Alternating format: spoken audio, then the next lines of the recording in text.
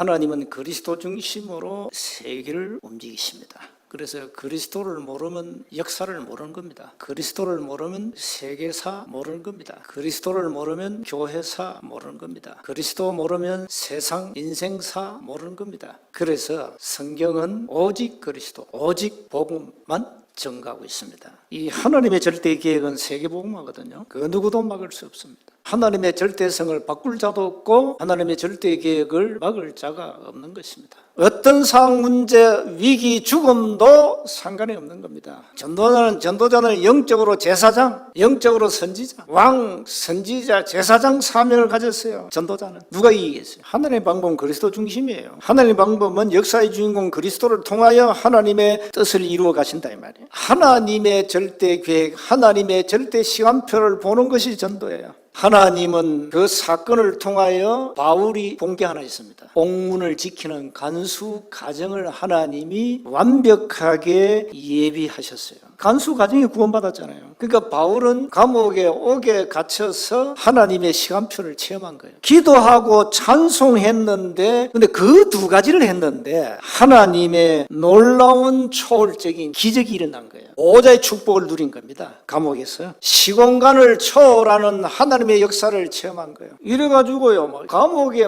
그야말로 재창조의 역사가 일어난 거예요. 바울이 가진 것은 하나님의 것입니다. 이걸 누리고 이걸 증거해버렸어요. 전도자를 통하여 구원의 역사를 하나님은 이루어 가십니다. 현장은 이렇게 갈급한 자들이 많습니다. 사건을 통하여 문제를 통하여 하나님은 문을 여십니다. 그래서 현장에는 사단이 만든 12가지 시스템 속에 이게 다 사단의 12가지 시스템화가 되어 있다니까. 현장은요, 이게 다 그야말로 조직화가 딱 되어 있다 이 말이에요. 거기에다가 빛을 비추는 겁니다. 그게 전도예요. 그런데 아쉬운 것은, 안타까운 것은 답을 주는 자가 없다는 사실입니다. 많은 사람들 길을 잃고 헤맨다. 추수할 곡식은 많다. 근데 일꾼이 적다. 많은 구원받을 자는 예비되어 있는데 복음 전할 전도자가 없다. 추수할 일꾼이 없어. 그래서 기도해라. 추수할 일꾼을 보내주시옵소서. 구원의 역사를 누린다는 사실이 전도자가 가질 축복 중에 축복 아닙니까? 하나님은 오늘도 전도자의 발걸음을 통하여 구원의 역사를 이루어 가신다는 사실을 기억하셔야 됩니다. 그래서 전도자는 늘 각오를 해야 됩니다. 바울처럼 사도행전 20장 24절에 생을 걸고 나는 복음 전하다 갈 것이다. 그 바울 고백 아닙니까? 생명건 전도자. 어디에 생명 겁니까? 복음에, 전도에.